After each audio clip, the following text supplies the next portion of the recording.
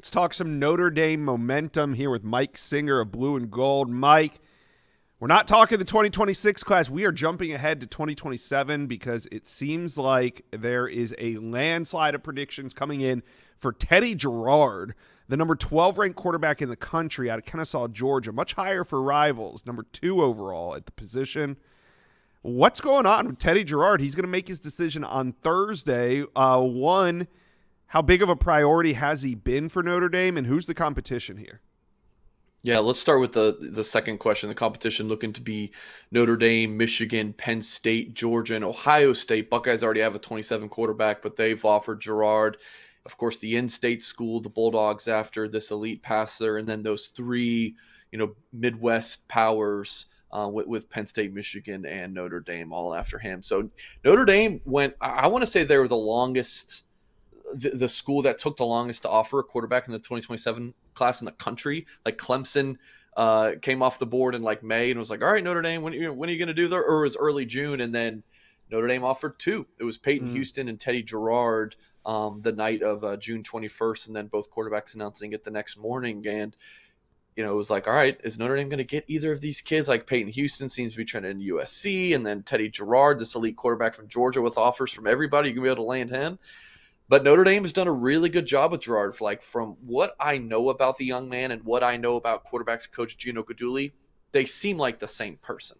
Like they just are very similar, wired very similarly. So I think that relationship is huge for Notre Dame, and that's a big reason why my prediction is on the Irish heading into that announcement.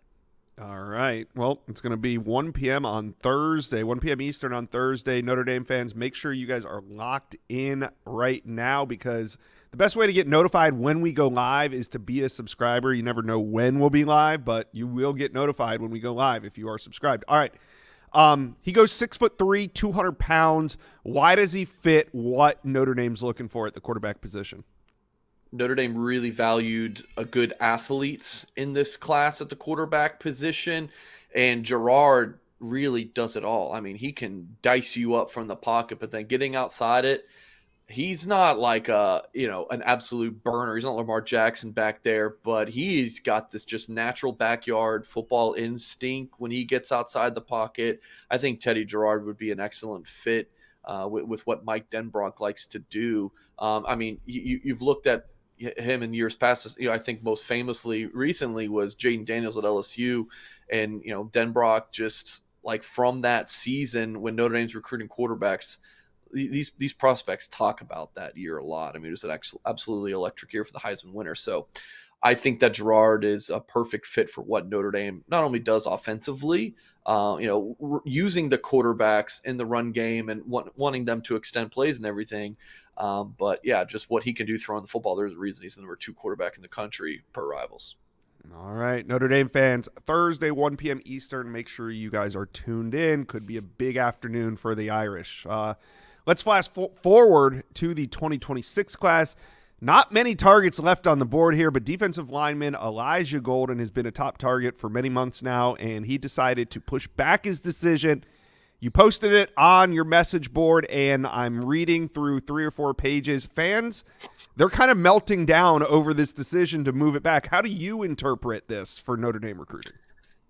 Yeah, I wouldn't go in full meltdown mode. I'd say that Notre Dame has been in spots a lot worse than this, and they've come out on the correct side, or the winning side, I should say, of the recruitment. I do think that there's reason for concern. Like I was under the expectation that he would commit to Notre Dame on July 26th, but then you push it back. So if you're the leading school and a kid pushes it back, and it's not just like, oh, hey, my aunt couldn't be there. If it's something like that, it's like, oh, we had to move locations. But my understanding is that a big part of why he's pushing it back is he needs more time. And Oklahoma has really surged. It's felt like a Notre Dame-Bama battle for the longest time. Hearing good things about where Oklahoma stands or bad things where the Irish stand based on Oklahoma surging. But look, we still got weeks away till August 9th. I think that Notre Dame can definitely make up any ground that they may have lost. So a quick recap: Oklahoma has surged. Bama is still in contact. I'm sure Virginia Tech is still in contact. That's his home state school. And Notre Dame is just going to keep battling until, August 9th, right before he announces. Like if that's what it takes, like he's a key target. His last name's Golden, for crying out loud. I mean, we're talking about Notre Dame. So yeah, I wouldn't push the panic button if I'm a Notre Dame fan, but yeah, Oklahoma has definitely made a move. All right, so 2026 recruiting is it's one of the best classes in the country right now. We talk about it all the time on this channel.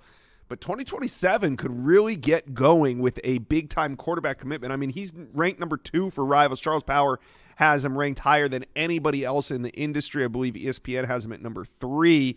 He's 12 in the Rivals industry, the composite rankings. But, I mean, number 2, if he finishes there, that's likely a 5-star quarterback for Notre Dame. So is 2027 recruiting about to take off right now? I think so. And Josh, if you would have sat down with me 6 months ago and you said, hey, Mike, Notre Dame's first 4 commits could look like this: a long snapper, a linebacker from Mobile, an elite quarterback from the Atlanta area, and then a defensive lineman from Hattiesburg, I would have said, you're crazy. There's no way. But here we are. Notre Dame's got the long snapper and the Mobile linebacker committed. Gerard looks to be trending towards the Irish. Notre Dame's the favorite there. And then my colleague Kyle Kelly of Blue and Gold predicted Devin Robinson, the defensive lineman from Hattiesburg, to end up at Notre Dame. So you never know with recruiting, Josh. I mean, yeah. But yeah, that could be Notre Dame's first 4. No guarantees at all. But yeah, I mean, Notre Dame's 26th class took a little while to kick into gear with a lot of commitments. A little later than some Notre Dame fans expected, and they were a little nervous. That momentum kicked into a gear. So whether it's this summer, whether it's in the fall or in the spring when this class gets rolling, with Marcus Freeman at the helm and this recruiting office and the staff, I feel pretty good about where recruiting's going to go. It's what consistent winning will do. I mean, Notre Dame always recruits nationally, so it's no surprise that you're mentioning national names. But the caliber of early national names that what we're hearing when it comes to Notre Dame is only a result of winning on the field. So things seem like they're about to take off. Notre Dame fans, talk to Mike and I. How are we feeling about the quarterback position right now? Notre Dame recruiting out of their minds. Teddy Gerard scheduled to come off the board later this week. Talk to us. Let us know. Do you think they land him?